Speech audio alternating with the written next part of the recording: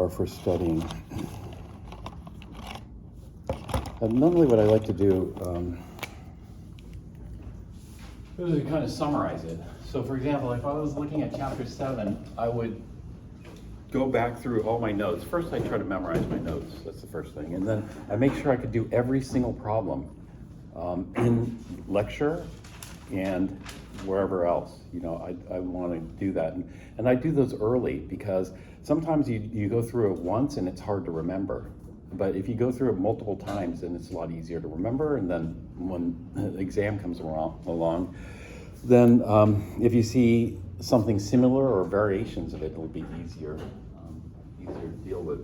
So in my notes, I'd have all these annotations. I'd write annotations to summarize everything in my own words. I always did that because it's so much easier to remember if you write it in your own words versus memorizing somebody else's words or the book's words or definitions or that type of stuff. And so the most important thing from chapter 7 is delta H. Why is delta H so important? Delta H is so important because, well then Q, why not Q? Q's heat. Well, why not delta U? Delta U can be heat too because delta U can be heat and energy. So I'd have a little annotation. Why is delta H so important? What is it? You know, that type of stuff. Delta H is what ultimately chapter 7 is all about. Chapter 7 is all about delta H because we can use delta H to predict, you know, how much, not just heat, because delta H is converting, usually when we have a delta H, there's two types of delta H's we have. One type of delta H is just heat, just plain old heat. But the plain old heat, like, okay, if I have, you know, a pot of boiling water, you know, will a pot of boiling water be able to power a gasoline tank in a car? You know, what can you do with heat? Well, a pot of boiling water, what we'd want to do is we want to convert it into steam, and then the steam we want to convert into like mechanical work, like a locomotive engine or something. You know, they throw on charcoal or coal and boil water. The boiling water powers an engine. Combustion is part of it, but what I'm talking about is just using heat alone. Heat, there are different types of energy, you know, and some people get it confused because, you know, heat engines aren't very efficient. It's like, okay, I'm going to use heat to try to drive my car. You know, heat engines are notoriously inefficient. You could use it like in nuclear, it's okay, it's notoriously inefficient, but it's super cheap. Nuclear energy is incredibly cheap, but it's not the best way of making electricity from a thermodynamics point of view, you know. From thermodynamics point of view, what we're doing is we're taking chemical energy and converting that. Now, chemical energy can be converted into heat or work, right? And so, anyway, these are the things I'd be thinking about because first I'd memorize everything, and then next I'd try to understand, you know, what's the significance of delta H? What's the significance of this? Why do I need to know this, or why do I need to know that? Huh? Oh, let me get Rebecca. Is it considered like the transfer of heat then? No, actually the answer I was looking for is, this is the net energy you're gonna get. You know, we have the total internal energy.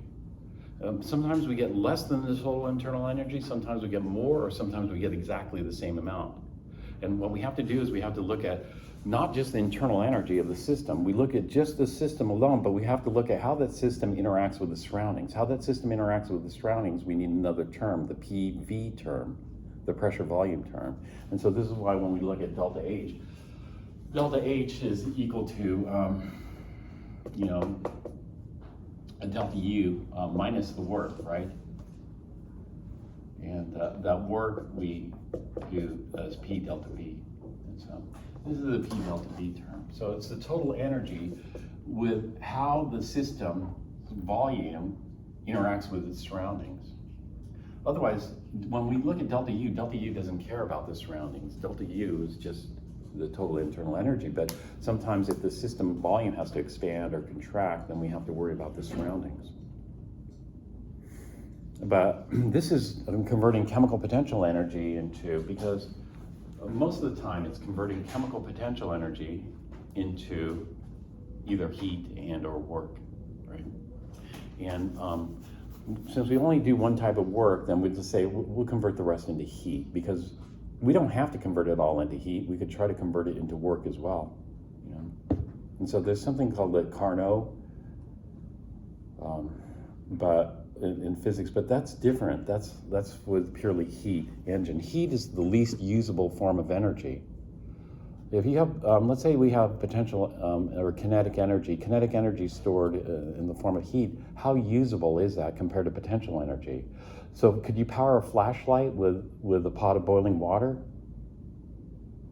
No, but could you power a flashlight with a battery? Yeah, battery, even though you might have the same quantity of energy. Let's say I had 100 kilojoules in a pot of boiling water and 100 kilojoules in a flashlight. Which one is much more usable energy? The battery, because that's chemical potential energy versus heat. But that's part 2 of thermodynamics. We're not going to get into that because that talks about the different forms of energy. This was discussed in Chem 4, Chapter 1, the different types of energy, starting off with like electricity is very usable versus heat. You know, they might have the same number of kilojoules. You could have the same number of kilojoules of electricity, you could have the same number of kilojoules of heat, but electricity is going to be a heck of a lot more usable. We call that low entropy energy, whereas heat is very high entropy energy. It's not very usable. But anyway, this I call the usable energy. It's the gross energy minus any tax. Or you might get a bonus, or there might be no tax. And so this type of stuff. So delta H is very usable. Did I assign the mountain climber homework problem? I don't recall. Did you get a problem about climbing a mountain? Yeah, and how many like candy bars does the person have to consume to climb a mountain? It was like, let's say a person was at the bottom of this mountain and they had to climb it. This mountain has a height of H, 1,000 meters or something like that. I forgot the exact height. And the energy, you know, the change in total energy here, which we'd say maybe it's delta U in this case, or delta E, is mgh, you know, the gravitational potential energy. And then to climb it, we would say that this climber has to use, this is the minimum amount of energy to lift a mass this high. This is the mass of the person. And so we said that the amount of energy required is estimated at 4 times the minimum, because, you know, the climber is not necessarily going to take an elevator up or a pulley. They're going to climb. And so the estimate was 4 times mgh. Did I assign that problem? I think we did this in class. Did we do this in class? I don't think we did this in class, actually. I don't know, I remember you converting something to candy bars. Maybe we should avoid the unique vector T. That one's found in the vehicles of the analogy and the continuum, I believe. And the Bernoulli equation. Mm-hmm.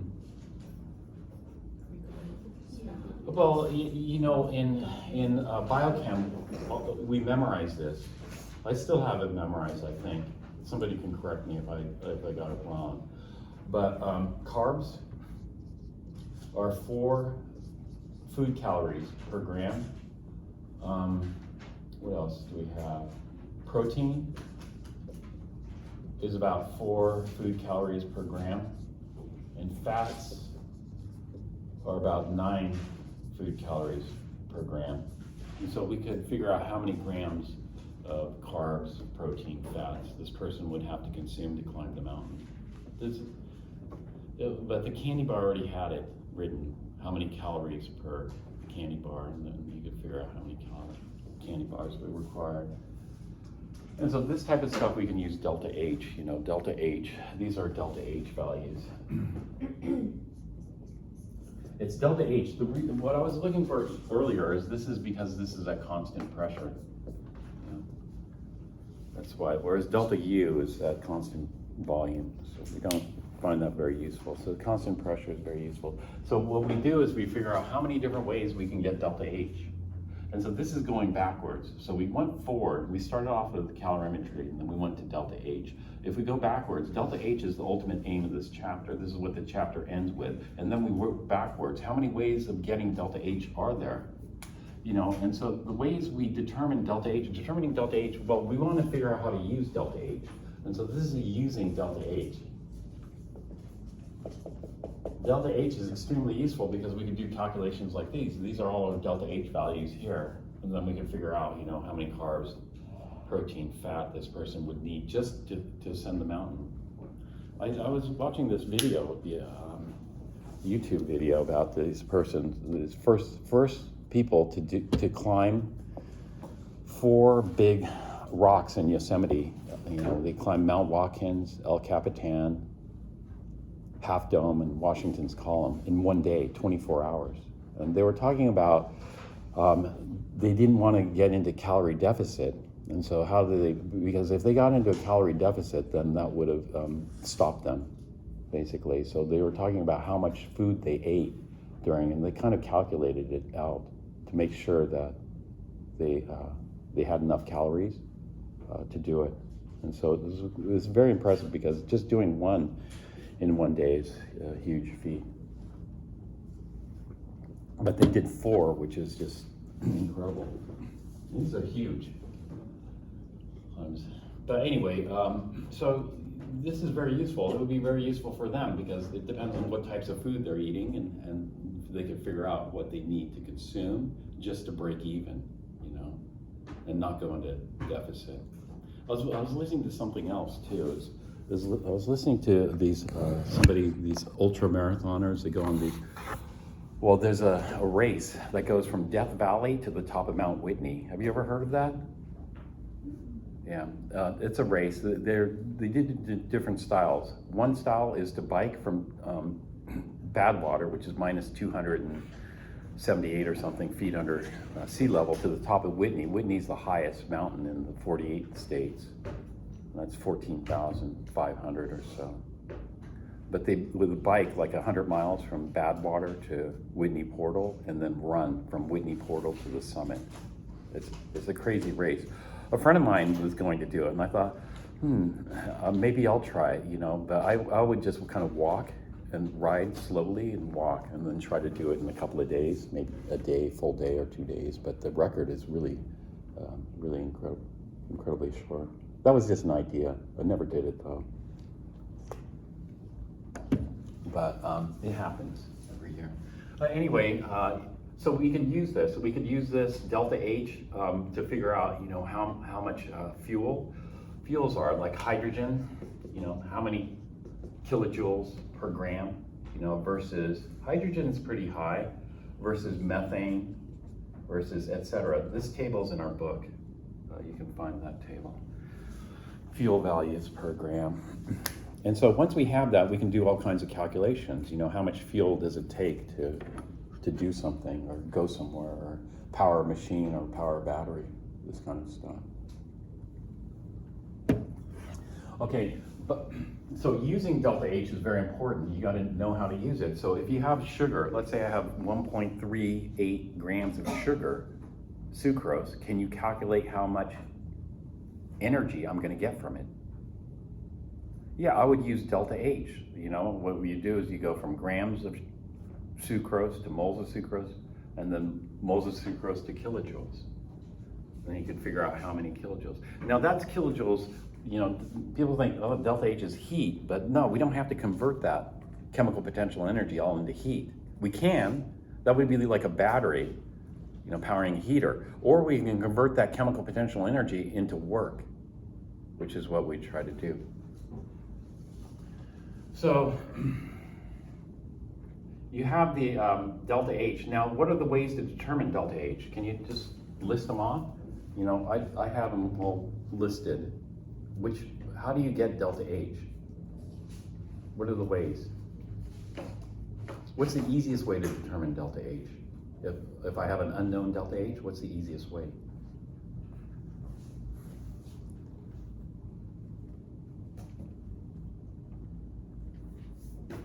The easiest way is to use Hess's law and the delta H's of formation. So you have to know what a delta H of formation reaction is, and then you just add them up. You know, delta H of the formation of the products minus delta H of the formation of the reactants. That's the easiest way of determining an unknown delta H. The next easiest way of determining an unknown delta H is by Hess's law, by adding reactions that aren't formation reactions, just generic whatever reactions you're given. That's a bit more hassle because you got to cancel everything out, whereas formations, everything now normally cancels out because you're building everything from the elements, and the elements will cancel out usually, unless it's part of the net overall reaction. And then what's the next easiest? The next easiest is coffee cup calorimetry, because then you can get delta H directly from, you know, how much heat is evolved or consumed. And then not the easiest way is to use bomb calorimetry. Unfortunately, with bomb calorimetry, you don't get delta H, you get what?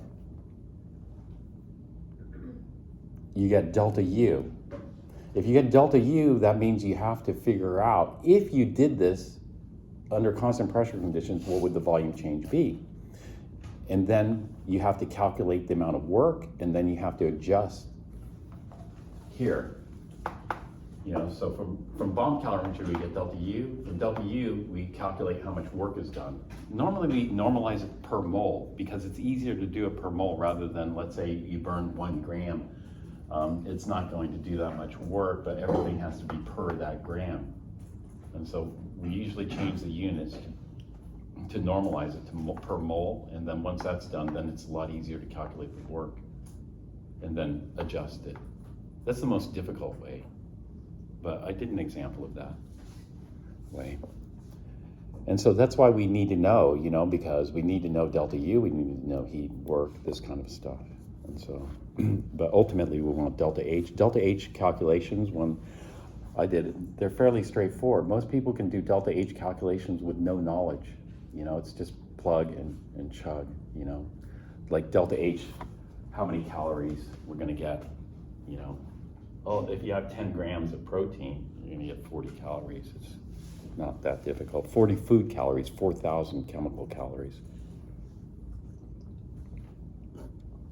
Convert that to joules.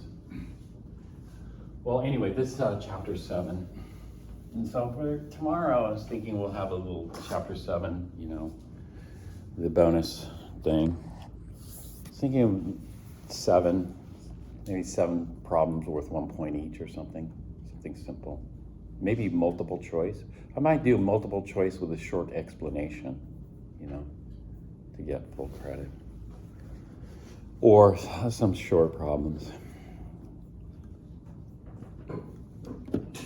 But those are things to think about for this. I didn't really do much summarizing for this chapter, as much as I normally do because of the tutorial problems. I thought I covered it. Could you like explain the standing waves, like the thing with like the string instrument versus the box? Yeah. Basically, this is what I write. You know, this whole thing I'm talking about, let me just tell you why I'm doing this. When,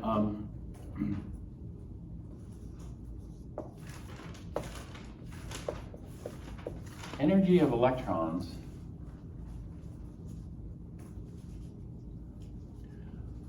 you know,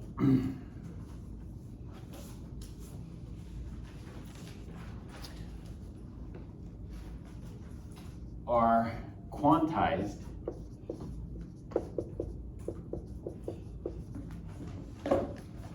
I guess what we could say is naturally from its wave properties.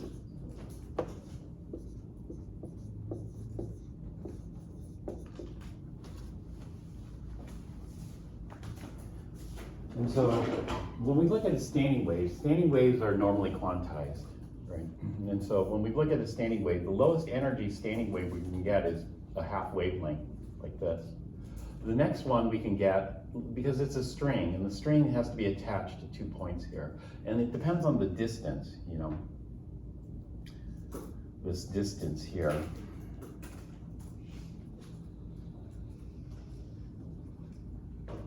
And other things, you know, the tension on the string, whatever else.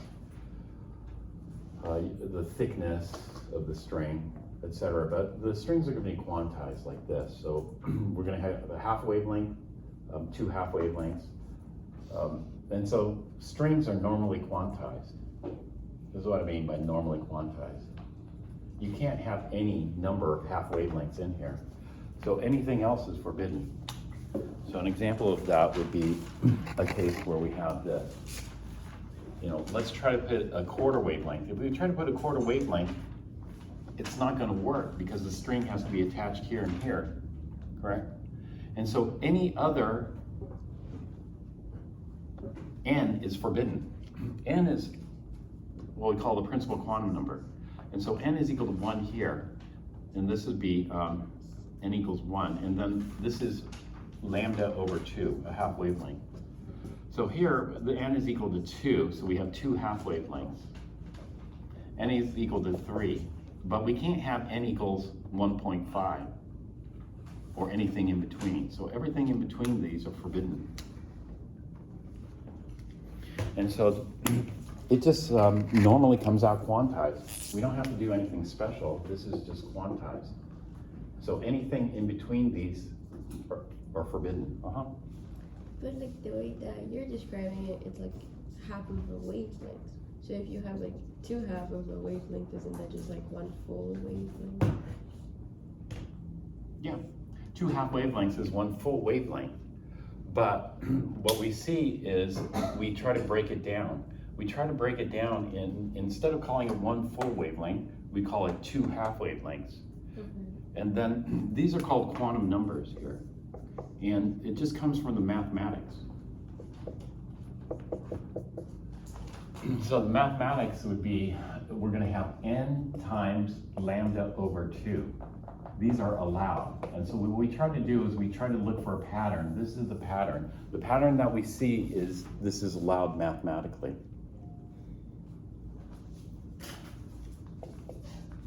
We could do a full wavelength, but that means the equation gets more complex. This is the simplest equation we can come up with to describe this. What's forbidden and what's allowed.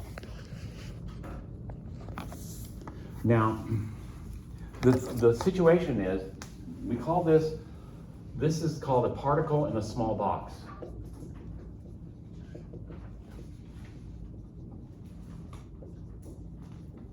People don't say small box, people just say particle in a box. What happens is, let's say the box is huge. Let's say D is huge compared to lambda over 2.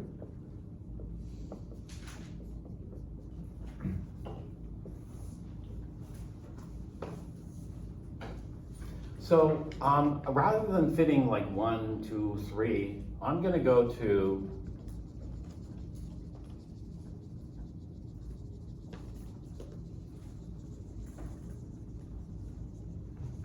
let's say I didn't quite do it, but let's say I have 999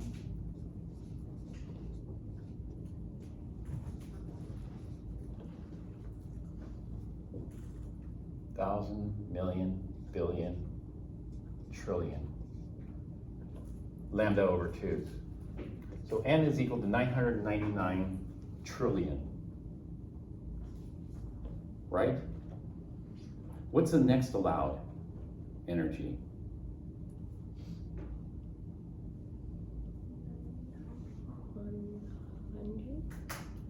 Trillion? 100 trillion? No. No. What is the next allowed energy? 999 trillion and 1. Yes. The next allowed energy is 999 trillion.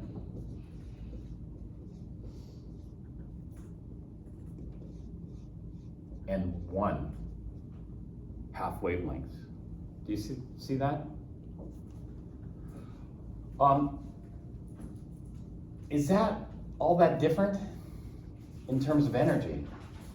Would you say that's a significant increase in energy or an insignificant increase in energy? Insignificant. In fact, it's a negligible increase in energy. And so the gap here, the forbidden gap, is it very big? No, it's like not noticeable. I mean, the difference, let's say you had $999 trillion, and then you had to lose $1, and now you have 899,999,999 dollars. Was that a significant change in your bank account? Negligible, right? Would somebody care? Maybe. I don't think so. It would make no difference, right? But what if you had $3 and you lost $1? Is that significant? Yeah, that's 1/3 of your net worth. That's huge, right? And so when we're in a small box like this, in other words, when the wavelength is about the same scale as the box, then we see significant jumps in energy. This is a huge jump in energy. Whereas when we're in a large box like this, then it barely makes any change in energy. So this is the whale analogy. The whale analogy is you have a whale. This whale's, let's say, a killer whale at SeaWorld. So we have this killer whale at SeaWorld here. And is the aquarium at SeaWorld very big? No. So let's say the whale does one kick, okay, and then starts moving this speed. Okay, that's allowed. And then let's say the whale can only do full kicks. The next allowed would be 2 kicks of the tail. 2 kicks of the tail, that's a significant increase in speed, wouldn't that be? That'd be like double the speed, shouldn't it? With 2 kicks of the tail, it could crash into the other wall. The next allowed one would be 3 kicks. Each kick is equally as powerful as the single kick. Then it's really going to crash into the wall. It better turn around quickly, right? But versus a whale in the open ocean. A whale in the open ocean, let's say it's moving from one side to the other side, it could do 999 trillion kicks. Versus the next allowed one would be 999 trillion and 1 kick. Is there going to be much difference? No, not at all. And so this is what happens here with an electron. So a whale in the open ocean is like this. You aren't going to notice the difference because it's a negligible increase in energy, the next allowed one. So it's almost a continuum. Do you see that? It is like a continuum. And so the other analogy is this. This is an electron in a hydrogen atom. And so we have the whale analogy. The next analogy is this is an electron in a hydrogen atom. An electron in a hydrogen atom is, it turns out the wavelength of the electron in the hydrogen atom is about the same. Did I draw the picture of that earlier? Or try to? So what we say is an electron in a hydrogen atom is an electron in a small box. When we look at a small box like this, then the wavelength is going to be crucial because what has to happen is it has to match up. If it's slightly off, let's say I made the wavelength a little bit longer. If I made the wavelength a little bit longer, what can happen is this. They don't quite match up. And if they don't quite match up, then what's going to happen is pretty soon I'm going to have a peak and a valley correspond, and that is going to lead to forbidden. And so what ends up happening is I could have a certain number of half wavelengths in there. For example, 4 half wavelengths, and it's good. But can I have 4 1/4 half wavelengths in there? No, because what's going to happen is pretty soon it's going to be offset to the point where it destructively interferes. That is a peak, this is noise cancellation, a peak and a valley coincide, like in noise canceling headphones or something like that. But this is for light in a way. Actually, no, this is matter wave. Actually, in fact, the matter wave, the equation I got off the internet looked a little bit wrong. Lambda for de Broglie sorry, let me correct that, is h over mass times velocity, h over mv. I just copied one off the internet, it was h times mv. And so we can calculate the wavelength. We can calculate the wavelength of a baseball. When we calculate the wavelength of a baseball, it's like this. The wavelength is so tiny, you know, it's smaller than an atom.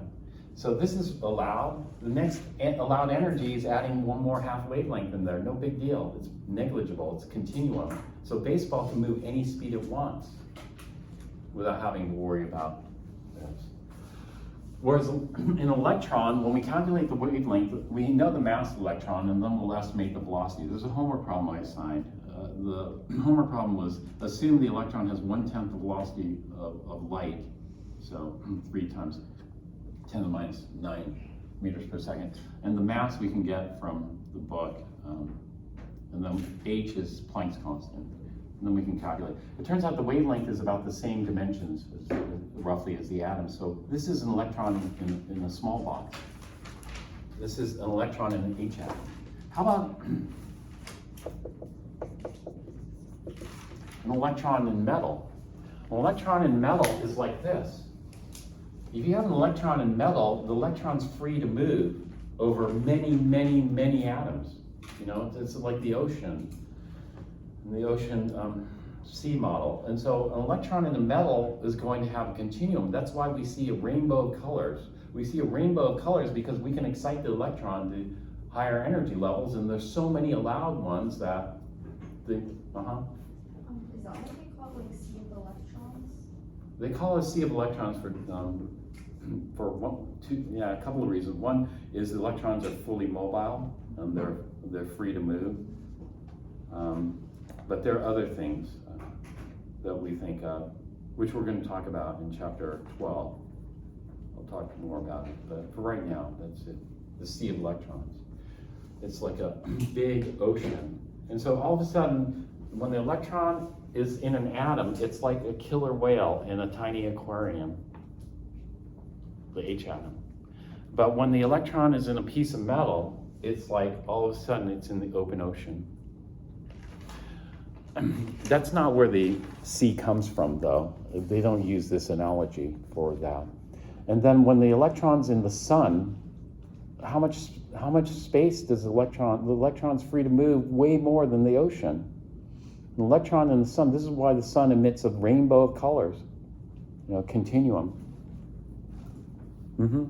Could you explain again, like, what's happening with the electron in a hydrogen atom?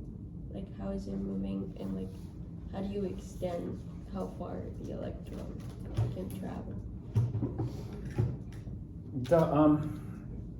It's kind of complicated a little bit. Maybe we'll see here.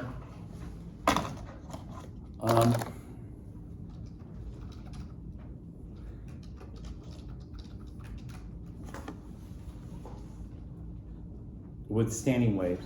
I'll do some standing waves here. But we have to, this is just one factor. The one factor is that we're naturally going to see big jumps in energy when electrons confined to a small box, because we have to fit a certain number of half wavelengths in there. And so in quantum mechanics, people say, well, quantum mechanics is for the very small. It's for the very small because that's when the wavelength of the electron has an impact. This was never noticed before because normally we look at very large objects, like a piece of metal. Now,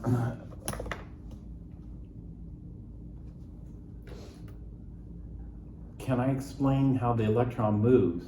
Not really, because there are other things in the theory. Bohr could. With the Bohr model, it's easy to see the electron is just going to orbit around the nucleus. But with quantum mechanics, it's a bit more complicated. And so we'll take a look at, let me show you what. Or try to show you what I'm talking about for this.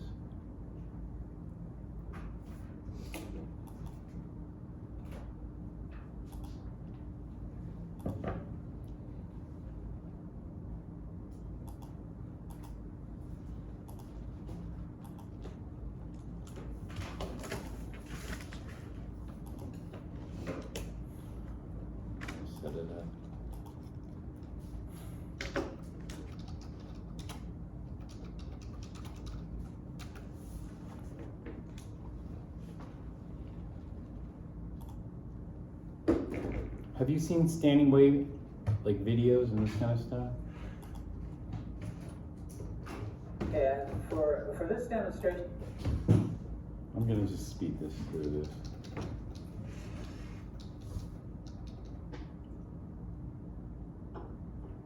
All right, so this would be the first energy, allowed energy. This would be the second allowed energy. It's a big jump in energy. See if they can get the third.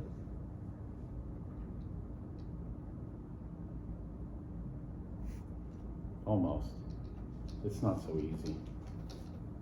Okay, that was a good try. That's we'll call standing wave in one dimension. Then well, let's look at a standing wave in 2 dimensions.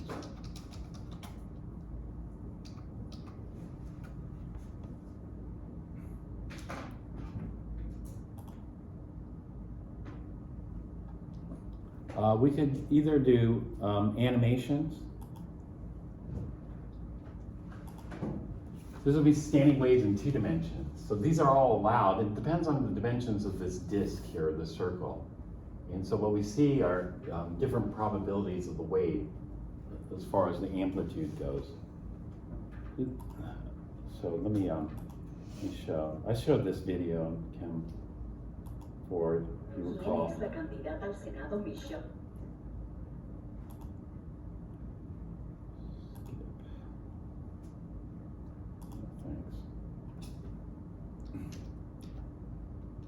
So this is just a frequency generator here, and the plate has certain resonance frequencies. They just pour salt on here so you can see the standing wave here. And it's a metal plate, and the metal plate has certain resonant frequencies. The resonant frequencies are the loud energies. The non-resonant frequencies are forbidden. And so they'll just crank up the frequencies here. So 345 hertz looks like it's allowed. But if you change this to 346 hertz, it's not. And so these are standing waves. So the salt's going to collect in the dips, and we'll have the peaks here. So we'll have a peak here, a dip here, peak here, dip here. You know? And so 1820 hertz is allowed. You know, the other video turns up the frequency so you can hear it. Actually, maybe that's a better video, so you can see the forbidden ones better.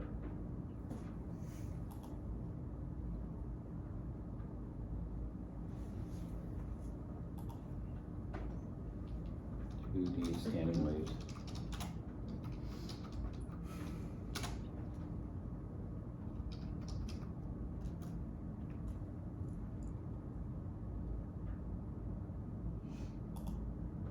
Let's see if there's sound with this one. Did you for notes, as we change the frequency here, I'll sprinkle a little sand on the plate, and now watch this.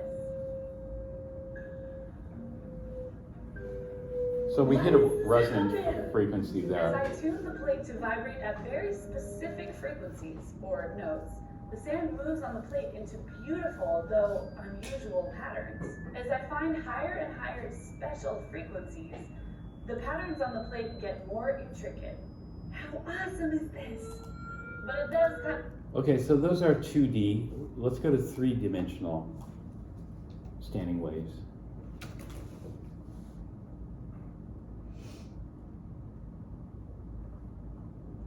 Okay, those are 3D standing waves in a cube. These are what we call the orbitals, but this is cut off in a cube because the dimensions of the cube are going to restrict it. And so instead, we're going to look at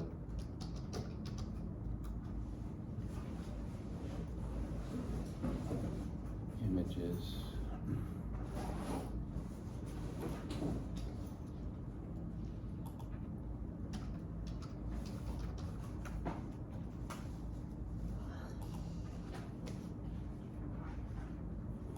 So these are our 3-dimensional standing waves. Yeah. And so we'll look at those here. So anyway, de Broglie, the whole point of de Broglie is that energy is naturally, energy of an electron is naturally quantized when we factor in the wave properties of the electron. That's what you need to know from de Broglie, energy. And so before, with Bohr, it was a postulate. Do you recall what a postulate was? Bohr postulated what? And what was a postulate?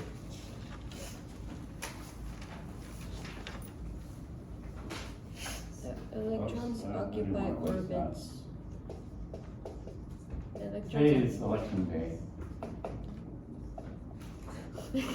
So don't forget, polls close at 8 p.m. if you haven't voted. Electrons occupy orbits. There are allowed orbits or forbidden orbits. That's a postulate. That's taken without proof. Why are there forbidden orbits? Why are there They just allowed?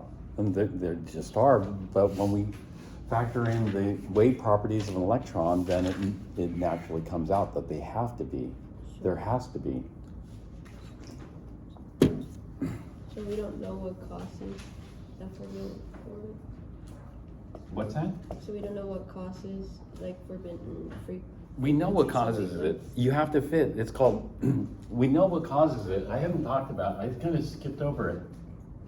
There was a PowerPoint slide. It was called constructive and destructive interference.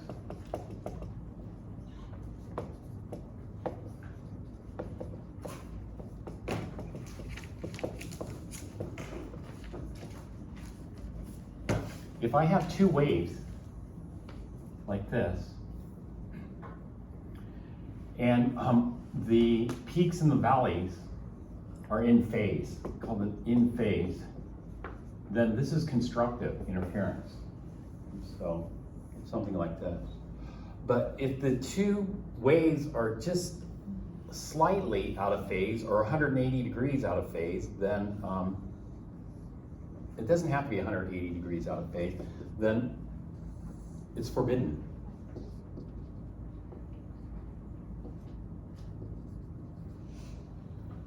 This is allowed. And so when we have that electron, the electron's confined. The electron's like the whale in the aquarium. The electron's confined to that. You know, and it has to have a certain number of kicks or something. That's one way. It's not the perfect analogy, but the string is probably better in that sense.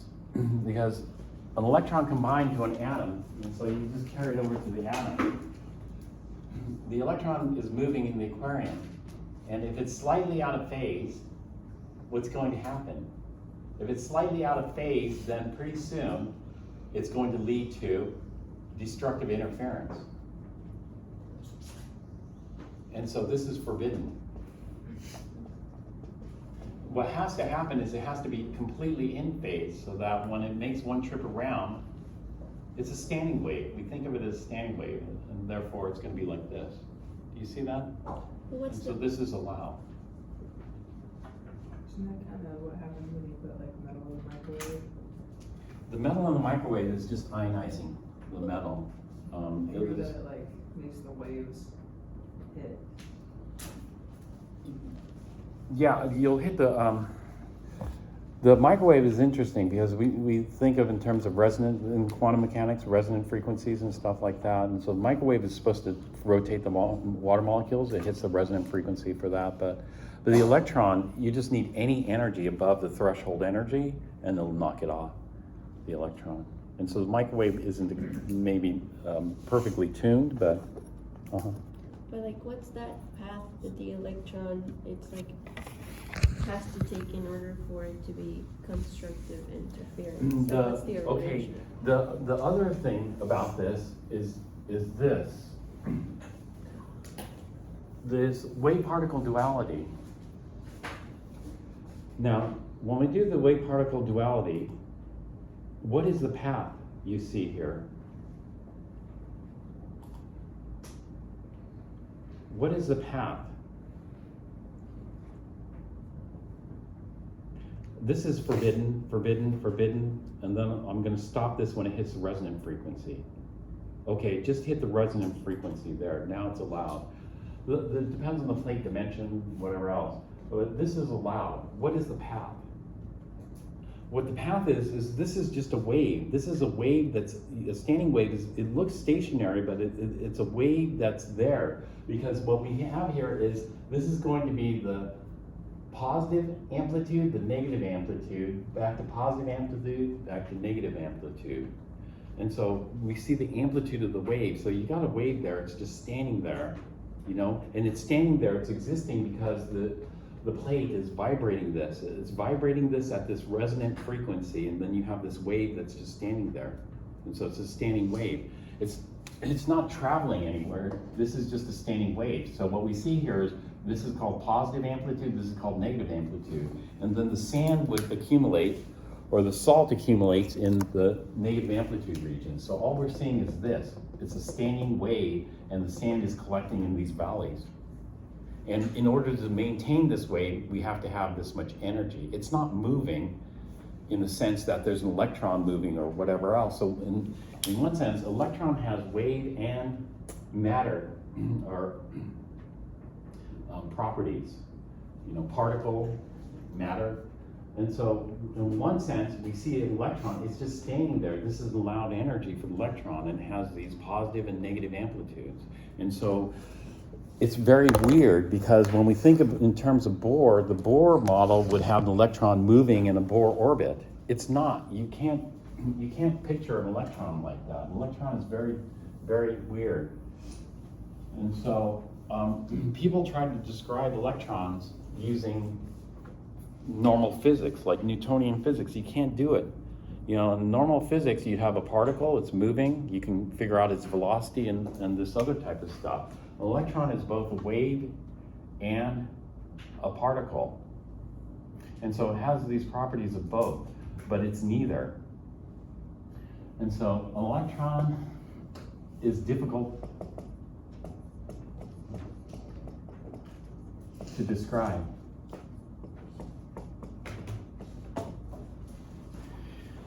In one sense, it behaves like a particle. So if you have a detector and you shoot electrons, you can hear the electrons hit.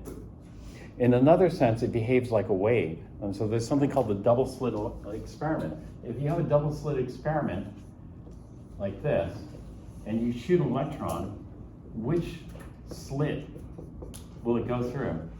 The top one or the bottom one? Well, it depends. Sometimes it should go through the top one, sometimes it should go through the bottom one, correct?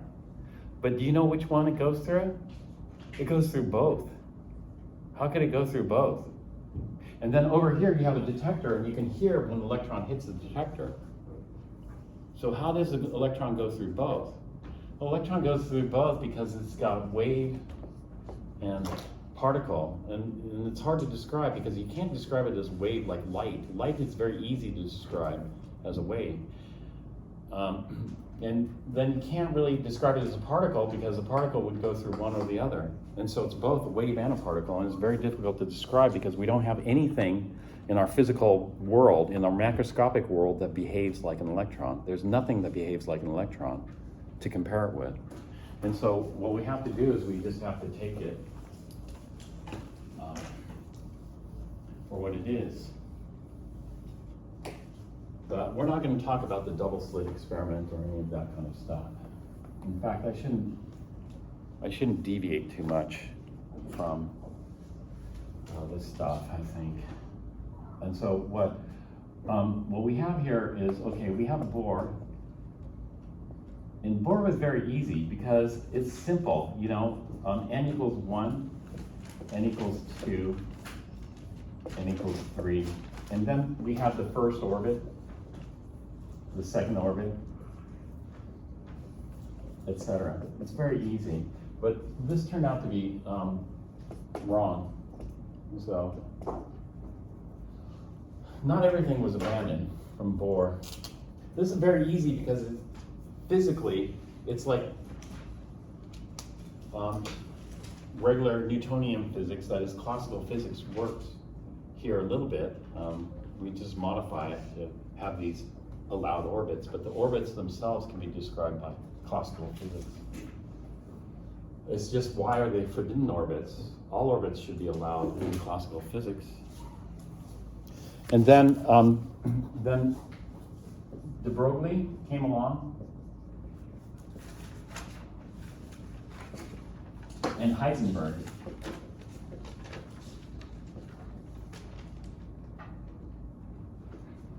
Heisenberg said that the electron's position and energy, there's uncertainty. That is,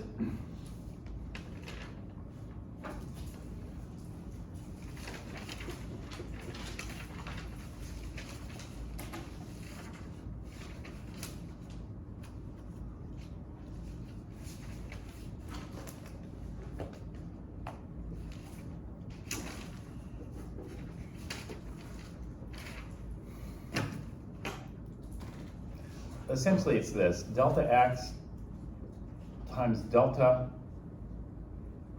E. P is momentum. I'll just call it delta x times delta E. So this is uncertainty.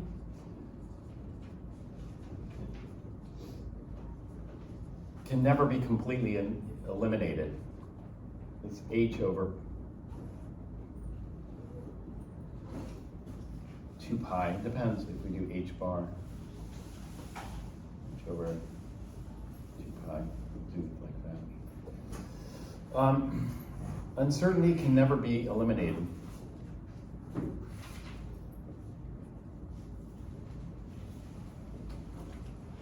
In the electron position and or mass or energy, sorry, electron position and or energy.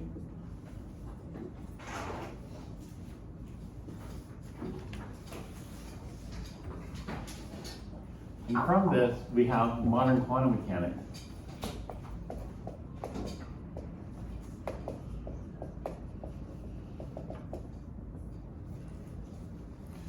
So if we incorporate these into an equation, then we come up with something called the Schrödinger equation.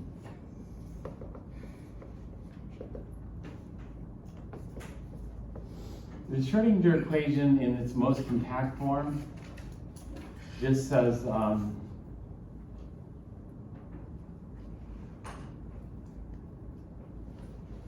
this. We have something, these are just kind of symbols.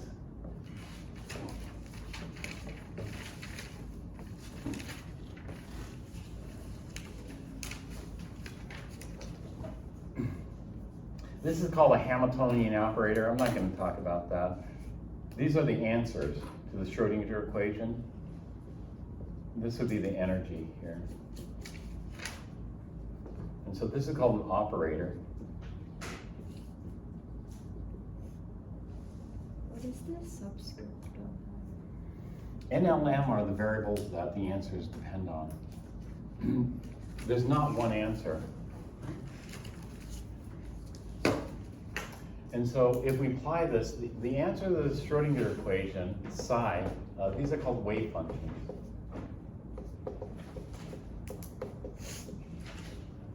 Or orbitals.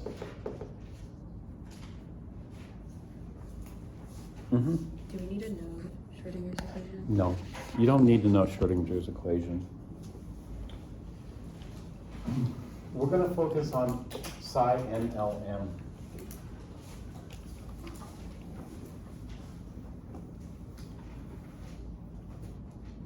So what we do is we apply Schrödinger equation to the H atom.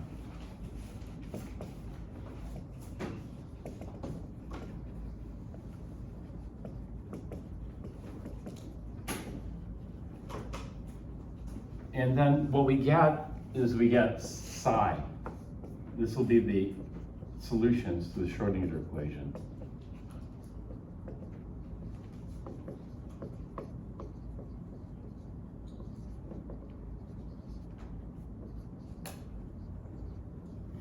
The problem here that we have is there's an infinite number of psis that satisfy.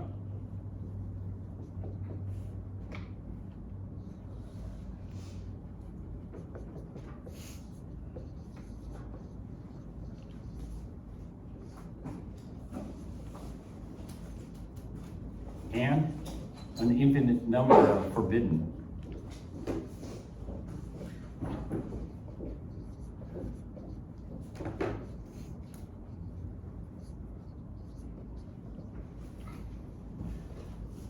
And so what is done is there's a mathematical pattern. And it's a simple mathematical pattern to determine what's allowed and what's forbidden.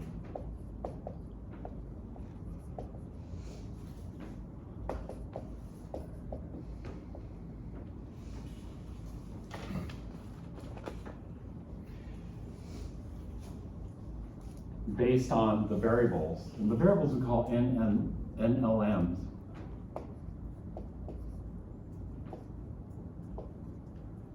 And these NLM we call the quantum numbers.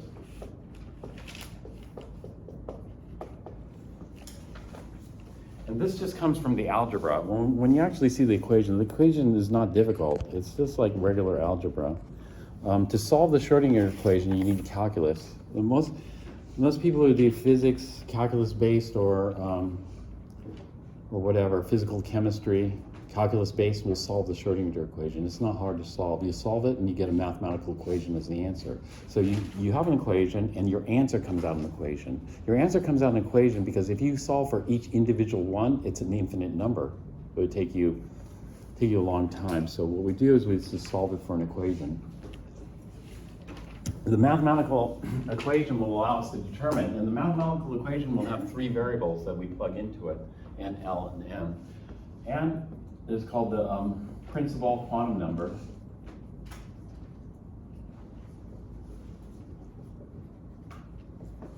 And this is related to energy.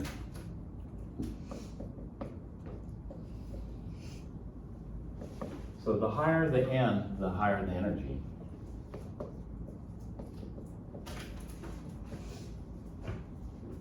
L is called the angular momentum quantum number.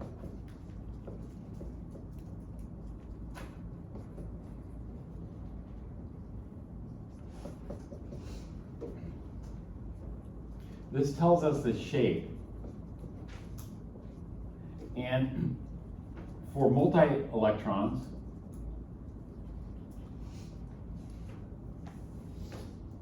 greater than one electron, energy.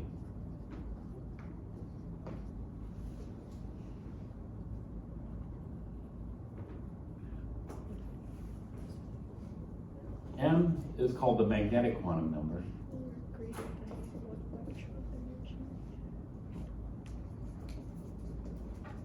And this tells us the number and orientation of the orbital.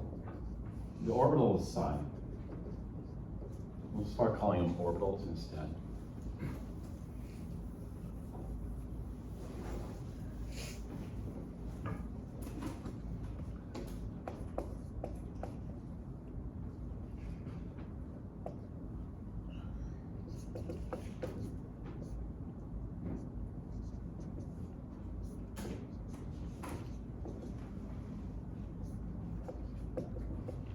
This goes all the way to n equals infinity. We already did the calculation there. The energy at n equals infinity is 0. And down here was minus 2.178 times 10 minus 18 joules. Okay, for quantum mechanics, we get a little different picture. This is for the hydrogen atom. And so why was Bohr successful in describing the hydrogen atom? Well, here we're just looking at orbits. Over here, we're looking at orbitals. And so for quantum mechanics, the first orbital that we encounter is psi 100. This is NLM. And then rather than having an electron orbiting like this, we end up with a wave function. The wave function is going to look something like this. If we plot psi versus the distance or the radius from the center, if this is the center of the nucleus, we get something like this, or we get a wave that looks like this.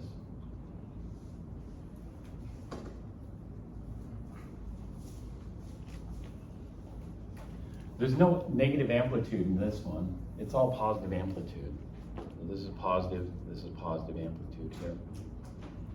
And then we end up with something called psi squared. Psi squared is what we call the probability. Because with Schrodinger, this is what we do.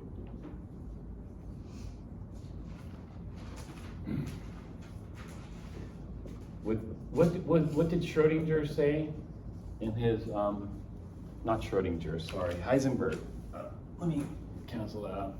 What did Heisenberg say? You can't get rid of uncertainty. You can't get rid of the uncertainty, but they're tied together. So for Heisenberg, the way we use it is we pinpoint energy. When we pinpoint energy, that means there's uncertainty in the position.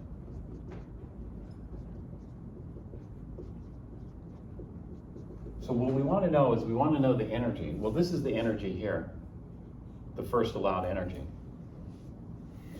When we want to know the position, what we do is we generate a probability graph of the, like this. So this is the center of the nucleus. So all this says, this is psi squared, all this says is the farther we get away from the nucleus, the probability drops. The closer we get to the nucleus, the probability increases. What we're going to do with this particular one is we'll do a bird nest analogy. Let's say the nest is the nucleus here. Can you tell me how the bird is going to travel during its day, let's say election day today? You see a bird and you go, okay, and you see its nest, okay. Tell me where that bird's going to be 1 hour from now. Can you tell me where the bird's going to be in 1 hour? But we might notice how much energy the bird has. The bird has the lowest energy. It didn't eat that much, and so it's got low calories. And so if it's got low energy, most likely it's going to be close. So one time we'll measure it, and the bird's position is here. The next time we measure it, the bird's position is there. But can you tell me exactly where the path is? No. And so what's going to happen is we're going to just take snapshots during the day, and we say that the bird doesn't travel very far most of the time. But once in a while, the bird might travel a little bit farther out here. But that's a low probability because it's not going to have enough energy to be out there all the time, right? But once in a while, it might be farther out. And so we generate this. Now, there is a small probability the bird may be way out here. But that probability is extremely small, right? And so what we want to do is we don't want to say there's a probability that the bird can be anywhere. We want to try to narrow it down. When we try to narrow it down, we draw like 95% probability boundary. And so we try to take 95% of the area under this curve. And we say, okay, there's 95% it's going to be within this range here. And then maybe a 5% chance it's outside that range. And so we draw this 95% boundary here and try to capture 95% of the dots. Like that. And then we call this, it's going to be a sphere. We call this sphere, like this, with the boundary here, the 1, 0, 0 orbital. Or we call it the 1s orbital.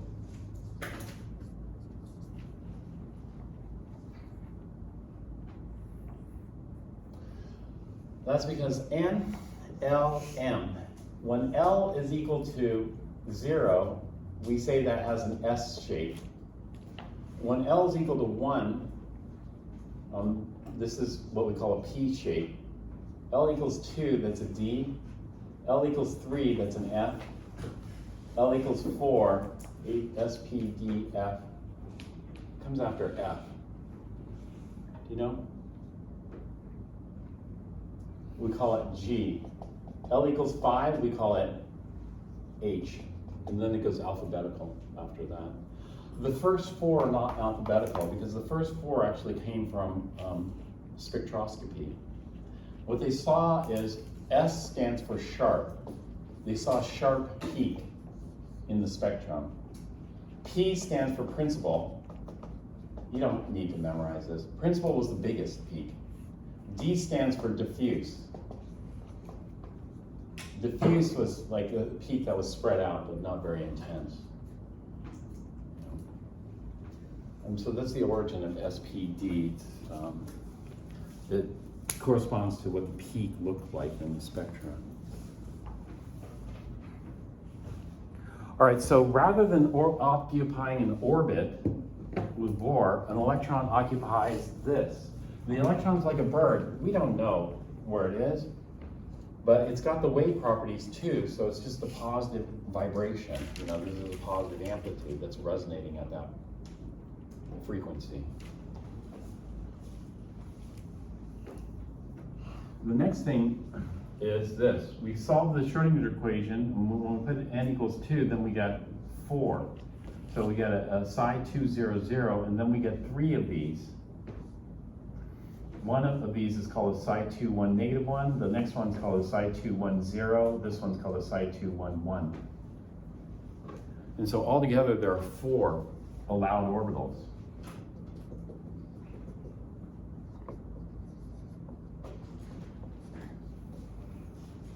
When we get to n equals 3, there are 9 allowed orbitals for n equals 3.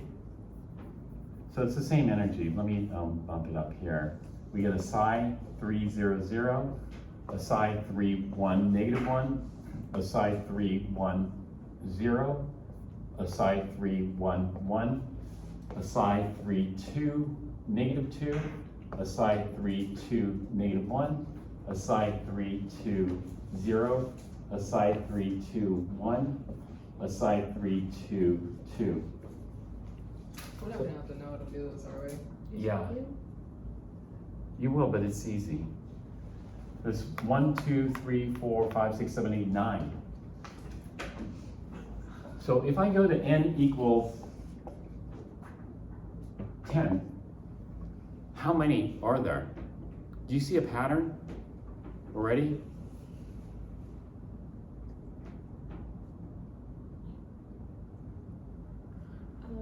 When n equals 1, how many did we have? 1 squared. 1. When n equals 2, we had. 4. When n equals 3, we had. When n equals 10, we're going to have 100. 100. So what are they? Psi 10, 0, 0, etc. They're 100. When n equals 100, then they're going to be 100 squared. Can you figure them all out? We can figure them all out because it's a simple mathematical pattern. And so what is the simple mathematical pattern? So we'll talk about that now, but before we do that, let me talk about the shapes.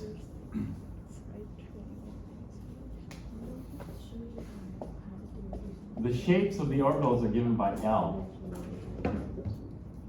So when we have L equal 0, then that's the S shape, and it's spherical. When we have L equals 1, that's what we call a P shape, and it looks like this. This is all positive amplitude, the wave. The positive amplitude I'll make red like this. This is all positive amplitude here, but it's negative amplitude here. So the wave looks like this. I'm going to have to draw it sideways because I ended up drawing it sideways like this. And so this is a positive amplitude here. This would be a negative amplitude here for the wave. This would be psi.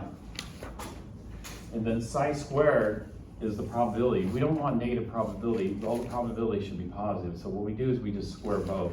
And what that does is it converts a negative into a positive. So this is psi squared. And then what we do is we just represent that with the bird analogy, with the cloud. This is called an electron cloud. The electron cloud is where the electron will be. So this is 95% boundary here, and there's 5% chance electrons outside this boundary. So that's what we see here. Since we square it, we often put the amplitude here, because when you square it, you lose the negative. And this is gonna convert the negative into positive. To retain that information, we color code it or we put a sign there. So this lobe came from the positive here, this lobe came from the negative here. So sometimes we'll just write this sun symbol, or sometimes we'll just color code it like this, red and blue, or whatever colors you want, like that.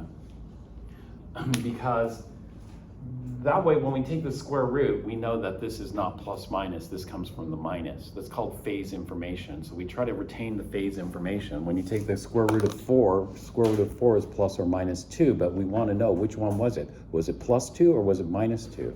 And so what we do is we just keep it. We'll call it, you know, the phase.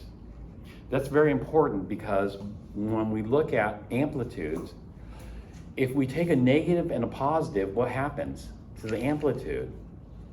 A negative and a positive wave will cancel. And so whenever we take waves, it's got to be positive and positive or negative and negative. Otherwise, it doesn't work.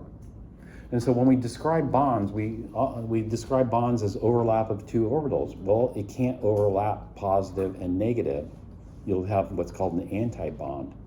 You have to overlap a positive and positive or negative and negative, and then we can form a bond. And so this is important for bonds. It's quite important in organic chemistry, you know, because organic chemists want to know because of how this is. They want to know because the three-dimensional structure of the molecules is so critical. Because, for example, when we eat sugar, we get calories, but not all sugars. So for example, if we eat sugar in the form of glycogen, we get calories, we can burn it. And so let's say I ran out of candy bars, but there's wood on the side of the trail. And you know what wood is made out of? Wood is made out of glucose. And you go, okay, I'm gonna start chewing on wood because I'm gonna get glucose from that. But what happens?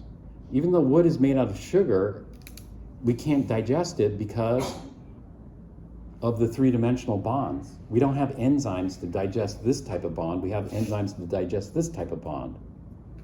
And so it's very critical that we know how things orient in order for this. So when you look at orbitals, this is the color coding. We always see color coding here for the orbitals, even though, yeah, there's two lobes. We see that because it tells us the amplitude of the original wave. The amplitude of the original wave, so we can see how the orbitals interact with one another. So we can figure out bonding. And then you can figure out things like three-dimensional aspects. The color coding is not fixed, like red, and actually this says no color coding, or it might not have any color coding, like yellow and blue. Depends on red and blue, doesn't really matter. What matters is how those waves are going to interact. And so sometimes we'll try to retain the original wave amplitudes in the probability here, which we lose. But we'll show it over here as a color code. The next one would be L equals 2. When L equals 2, we have a D orbital. And a D orbital looks like a 4-leaf clover type deal.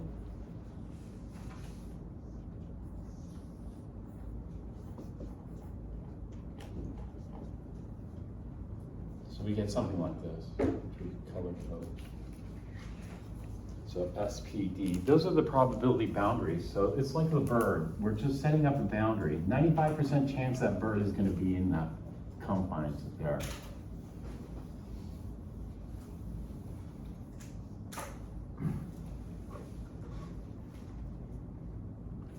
For multi-electron, so if we have greater than one electron, then what happens is this. For multi-electron, the shape is going to have a role in the energy.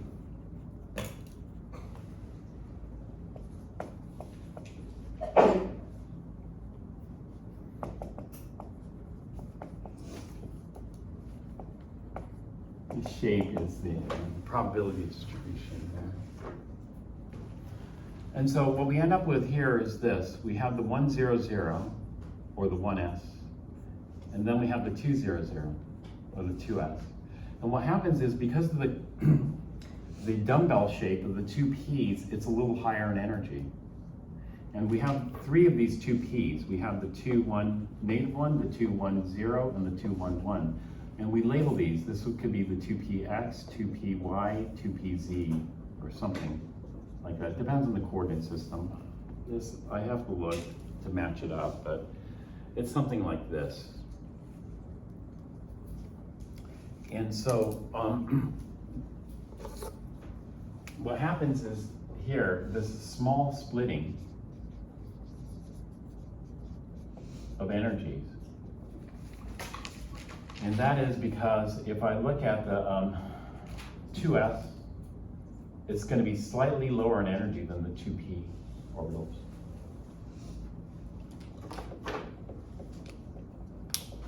Same thing happens with the 3s, 3p.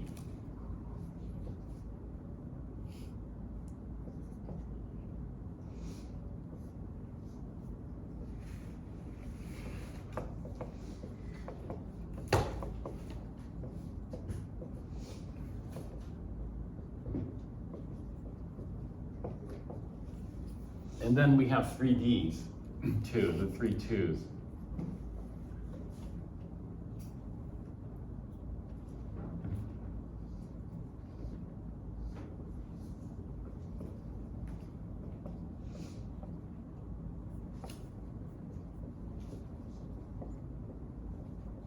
Most of the 3Ds are described by the plane that the lobes sit in. And so we'll have things like the 3DXY, 3DXZ, 3DYZ, and one more, 3DX squared minus Y squared. And then this one's an odd one. This is a 3DZ squared, which has a totally different shape. But all of them are going to be slightly higher in energy. And so the shape impacts the energy. So when we have L equals 0 is going to be less than 1, which is less than 2, etc. And so the S are lower in energy than the P, which are lower in energy than the D, but it has to be the same N value here. And so we get that splitting. Now the weird thing is the 4S drops in here in terms of energy. So we'll have the 400 here, which is the 4S. And so it kind of breaks things up. And then we have the 4P here, like this. And so this will be the 4-1, negative 1, 4-1-0, 4-1-1. And this would be the 4PX, 4PY, 4PZ. So they're like the little things. It's like the, you remember these ones? Yeah. And it's like last year, this year. It's like the, it's just telling us that So like, can we go over, the energies. like, I know the S and PED, like that, like corresponds with the periodic table. Yeah. Can we do that? Yeah, we're gonna do that. So like in the real world. So first off, let's take a look at the patterns for this. What we want to be able to do is generate this and just keep going up in terms of energy. And so what are the patterns that we look at? And so these are allowed. N is equal to 1. 1's the lowest energy. We can have 2, 3, dot, dot, dot, all the way to infinity. Here. It has to be an integer value from 1. L has all values from 0, 1, dot, dot, dot, to a max of n minus 1. So if n is equal to 1, then we only have one L value, 0, because the max is n minus 1, so 1 minus 1 is 0, so that's the max. If n is equal to 2, then we have two values, 0 and 1, because 1 would be the max, 2 minus 1 is the max. When n is equal to 3, then we'll have three values. If n is equal to 3, we'll have 0, 1, and 2. And so we call those sublevels. And so this would be a level, this would be a sublevel.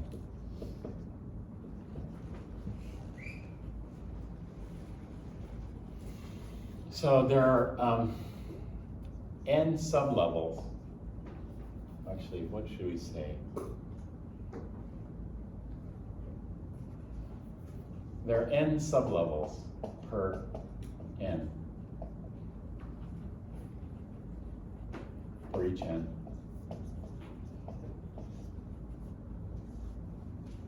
So if n equals 1, how many sublevels do we have? 1. If n equals 2, how many sublevels do we have? We have 2 sublevels. The 2s and then the 2p are all the same energy. They just differ by orientation. So the px, then the py, and the pz are just orthogonal to one another. And so this would be one orbital here, and then this would be another orbital here, and then this would be another orbital here.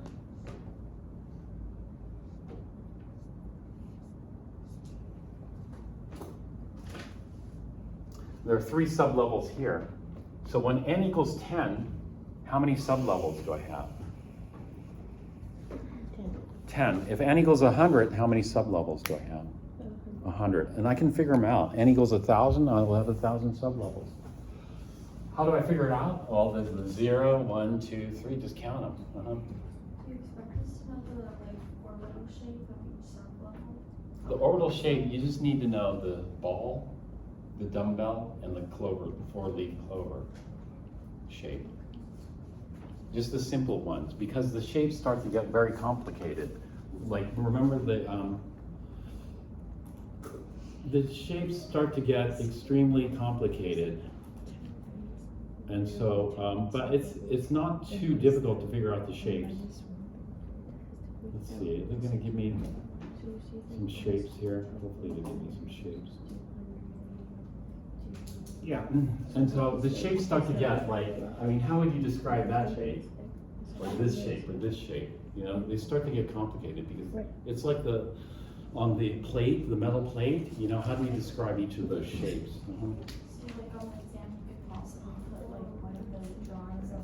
No, it would be like a multiple choice, you know, which orbital is spherical in shape? The s orbital, the p orbital, the d orbital, something like it would be very simple, like Chem 4 level. I was talking to somebody taking Chem right now at UCLA, and they have to figure out not only the shape, they have to figure out how, these are called nodes, you know, these areas where there's 0 probability, those are called nodes. Nodes are where there's 0 amplitude in the wave. And so if I have a wave like this is a node, there's 0 amplitude. If there's 0 amplitude, then when I use psi-squared, there's 0 probability of finding that. What that looks like is this black plane here. There's a whole bunch of nodes here. And so I was talking to this person, there, you know, there's different shapes of nodes. There's cone nodes, planar nodes, radial nodes they call them, which is like a sphere. You know, radial node looks like this. So you don't need to know. I mean, just something simple. But even though the shapes get more complex, I can tell what these are. So, for example, you'll have dumbbells that are sliced and diced more. So when I look at higher energy, like 4Ps, the 4Ps look like 3Ps, except they got more nodes. They're more sliced and diced. Does that make sense? When I get to a 4D, you know, 4Ds look like 3, you know, like the clover leaves, but they got more nodes. So when I look at that, that's a P up there. It's just got more. Actually, no, that's a D. That's a D up there, but I can see that's been sliced because it has 2 cone nodes and that kind of stuff. You know, I'm not going to make you know these shapes, just the basic shape, but knowing the basic shape, the more complex shapes are just a variation of the basic shape. It's not terrible. But when you get to the G's, the H's, the I's, then it gets much more complex. What are the three most basic shapes of the S, P, and D?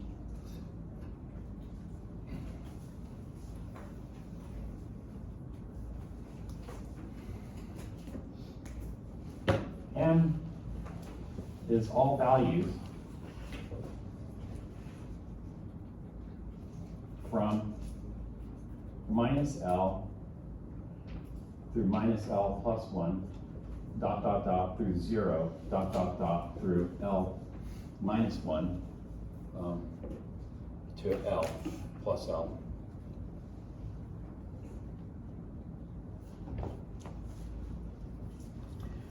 And so if L is equal to 0, then the M value, this is NLM, the M value goes from plus 0 to minus 0. Plus 0 to minus 0 is only one value. L is equal to 0, so we go from minus 0 to plus 0, one value. L is equal to 1, that's the middle number here. Then M is going to be minus 1, 0, plus 1. So we have three values that are allowed. When L is equal to 2, we go from minus 2, minus 1, 0, plus 1, plus 2. That's 5 values that are allowed. Right? Let's say, okay, L equals 2 is a d orbital. L equals 3 is an f orbital. How many values are allowed? And so when I look at the M values here, I'm going to go from minus 3, minus 2, minus 1, 0, 1, 2, 3. How many values is that? 7. So when we get to the f orbitals, there are 7 f orbitals.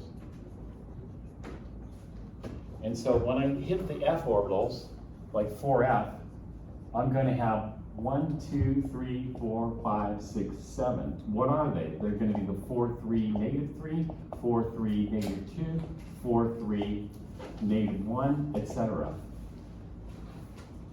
What if L were equal to 11? Oops, I didn't want to erase that.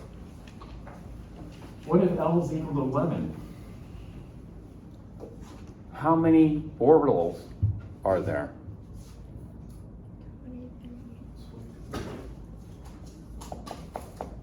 How many M values do I have? Negative 11, negative 10, negative 9, negative 8. You know there's a mathematical pattern. Do you see the mathematical pattern? You have to count down on the negative side and you have to count up on the positive side plus 0. And so the count down on the negative and the count up is 2L, and the 0 is plus 1. So we have 2L plus 1 M values. So if L is equal to 11, I expect to have 23 orbitals. Let's say L is equal to 100. How many orbitals do I have? 201. And so there's mathematical patterns that we can use to figure these things out. Oops, I'm out over time, so I'll stop here.